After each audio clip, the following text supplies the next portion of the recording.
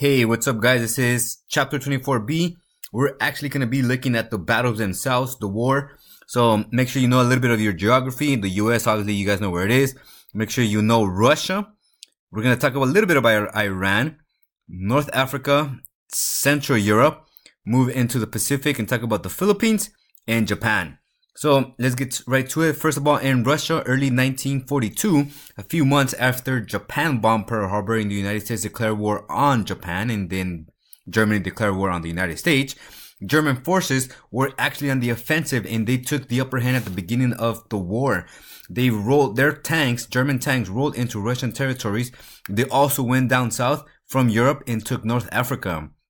Meanwhile, as U.S. ships were carrying cargoes to Britain and Russia, U-boats sunk or damaged some of these American ships that were carrying vital resources to Britain and Russia.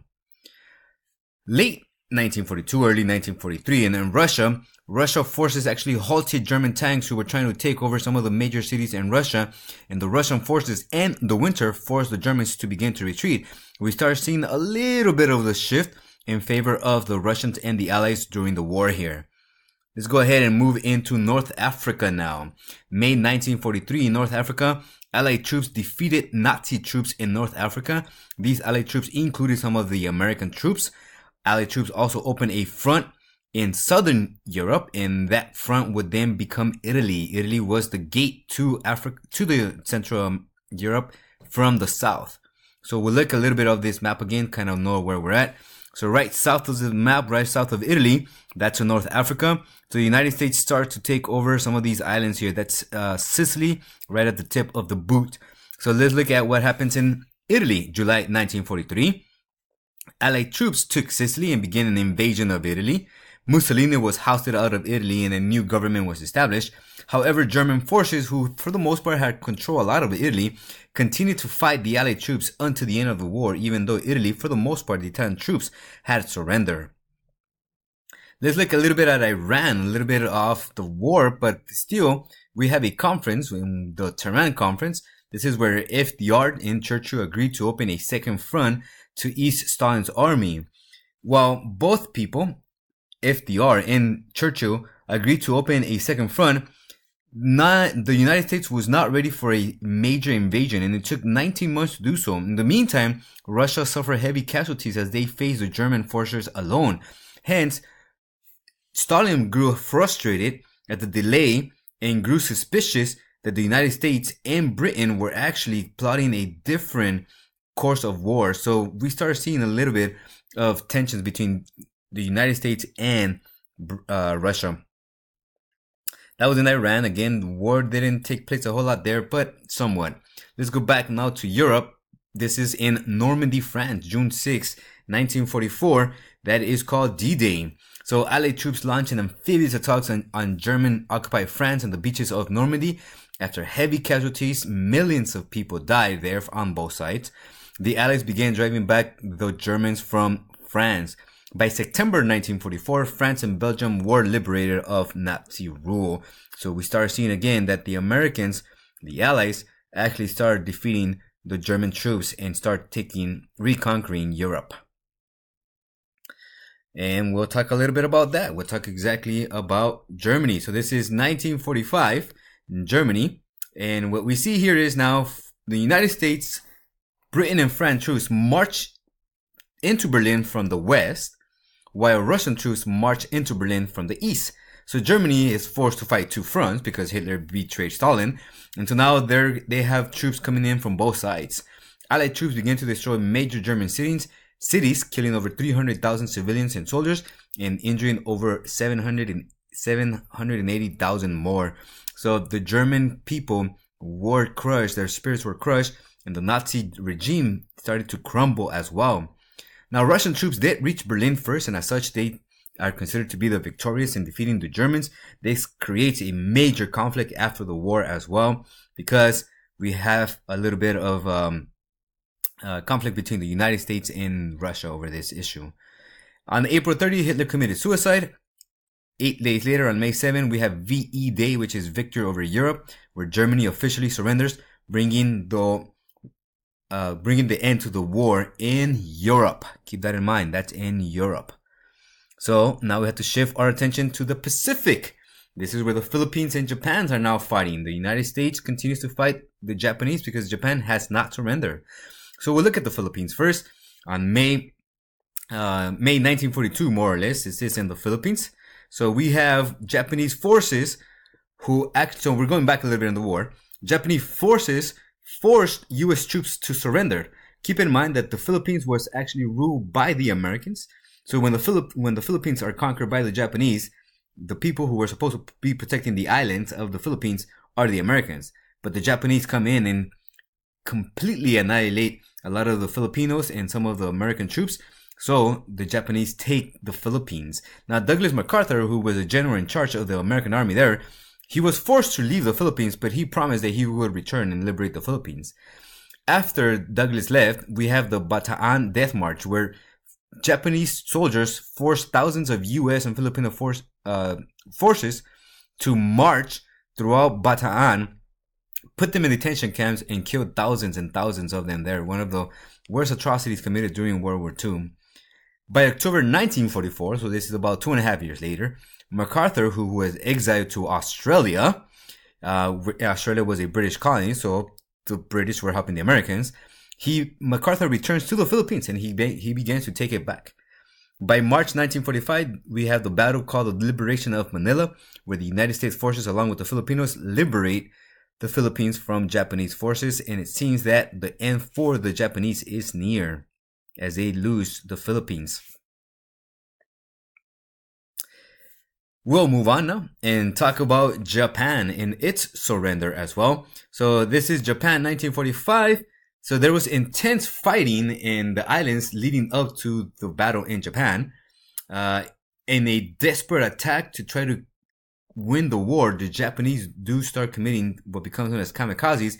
In essence, they were crashing their planes into American ships. On April 12th, tragedy strikes the Americans. FDR dies of a cerebral hemorrhage. So Vice President Harry S. Truman is sworn in as the president. On July 16, the Manhattan Project, which is the atomic bomb, is successfully tested for the first time in New Mexico. So the United States now has this great weapon at its hands. On July 17, we have the Potsdam Conference, where the big three again, the United States, Britain, and Russia meet, and they agree that only an unconditional surrender of Japan will bring the war to an end. The Americans know that they have this bomb, and they try to force the Japanese to surrender before using the bomb. The Japanese refuse. So on August 1st, the first atomic bomb is dropped over Hiroshima, killing over 100,000 civilians in a matter of seconds. 3 days later, after Japan refuses to surrender, on August 9th, the United States drops a second atomic bomb over Nagasaki, killing another 60,000 people. Again, a lot of these people died within seconds. The Japanese Empire realized that there was no purpose of continue to fight the war. So on August 10, we have VJ Day, Victory over Japan, where Japan officially surrenders, bringing the war to an end. Let's go back home here to the United States now and look at how the war impacted different minority groups. So we have this chart here. Look at the impact of minorities during World War II. We'll start with African Americans first. So African Americans, they did serve in the armed forces and segregated units. Over 1 million African Americans served. The most common one, the most successful one, was the Tuskegee Airmen, where over 3,000 African American pilots fought in Europe and in the Pacific. They actually have the best shoot-to-kill ratio, which is 20-1, and I believe that still holds true today.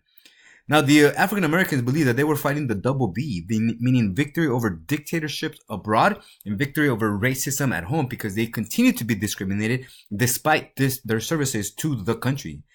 The Great Migration continued to lead to race riots. The most worst race riot took place in Detroit in 1943. It left 34 people dead and hundreds of people injured.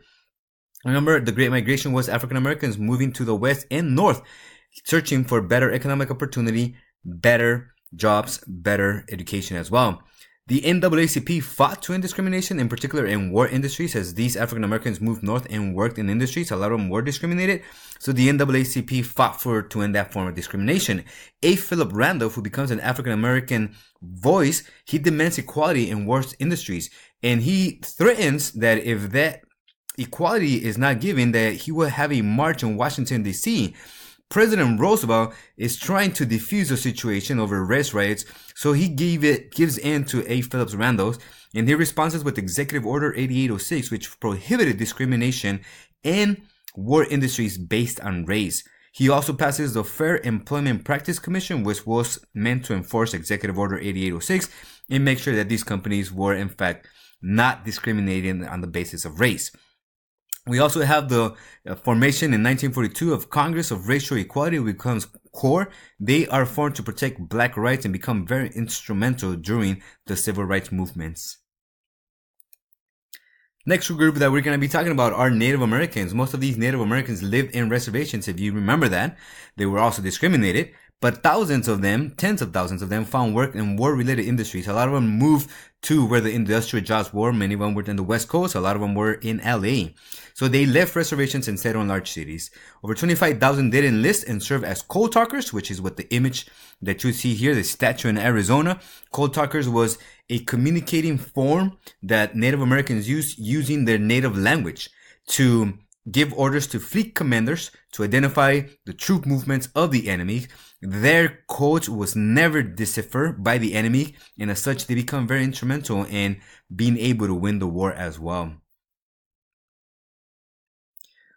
Next group is the Mexican Americans. So we have over 300,000 Mexican Americans that serve in the war in one of the most dangerous campaigns of the war. Now, during the war, since there is a labor shortage, the United States agrees with Mexico to establish what becomes known as the Bracero program, where over 200,000 Mexican workers are allowed to come into the United States and harvest crops because there is a labor shortage. Now, again, Mexican Americans were discriminated. There were signs that read "No Mexicans Allowed," even those who served in the war. In 1943, just like there was riots in Detroit over African Americans, there was also the Suit riots here in LA. This was Mexicans who were attacked by hundreds of whites. And a suitor is what you see here on this top picture. So basically it's a form of dress that Mexican Americans use. It was a form to identify their identity and also kind of go against, to a certain extent, the government and what they were asking for. So these servicemen that you see on the bottom page, most of them are Navy individuals and some just regular citizens. They went out attacking Mexican Americans on the rumors that some of these suitors had apparently attacked some of the Navy servicemen. Now, when these riots took place, LAPD actually arrested the Mexican Americans, the people who were being discriminated, and the LA City Council took it a step further and outlawed the suits. So this form of freedom of expression was actually taken away by the Mexican American the Mexican Americans. The League of United Latino American Citizens, or LULAC, called for racial equality and civil rights. So we see that it is not only African Americans who are being discriminated and calling for equal rights, it's also Mexican Americans. Next group is women. So over 350,000 women enlisted to help in the war efforts in one way or another. Over 75,000 of them worked as nurses. But thousands of them continued to work as clerical workers, communications, and healthcare. And while this was a success, it also reflected U.S. society, because remember, most of the females had low menial jobs, and the United States Army reflected those ideas of what was gender roles.